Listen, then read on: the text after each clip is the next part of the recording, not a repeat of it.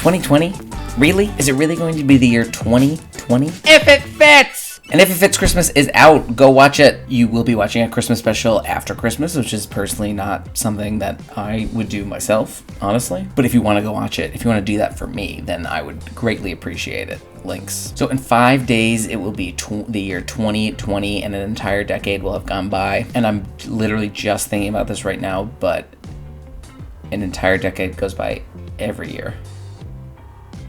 So that's not really all that special. It's a zero. Ends in a zero. Okay. Anyway, I was just gonna talk a little bit about what some of the highlights from the last 10 years of my life, but I honestly cannot remember anything about the year 2010. Anything that was going on in my life, and I don't even things that I do remember don't even feel like a memory. They just feel like a story from someone else's life. I've definitely changed and grown a lot over these last 10 years, but I think back in 2010, I was kind of on a path to stagnation. I was building a narrative for myself of who I was, what I was good at, what I was bad at, how I responded in certain situations, and I was sticking to that script. I think a lot of people do that. And it wasn't until about 3 or 4 years ago that I made a conscious decision to kind of shift that perspective. And over the course of these last 3 or 4 years, by continuing to surround myself with very kind and very patient friends and family, and making more of a concerted effort to focus more on self-reflection and self-awareness, I have failed my way to genuinely feeling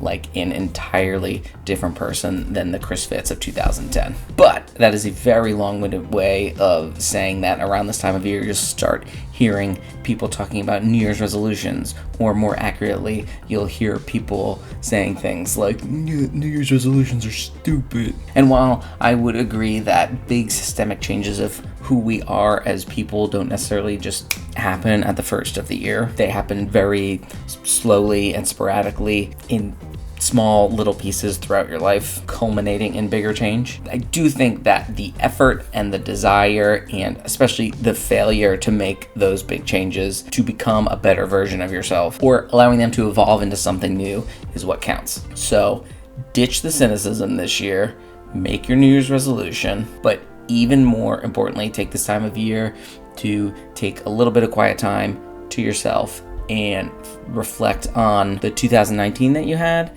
and some really tangible, actionable things that you can do in 2020 to make it an even better year. And remember to stop telling yourself and others who you are and just start trying to be the person that you want to be. That was so sincere, it made me uncomfortable. And that's all I want to say. I took a really long time to say it, but I hope that everyone had an incredible, amazing, wonderful holiday, and I hope that everyone has a very safe and amazing, wonderful New Year's. And I will see you next year.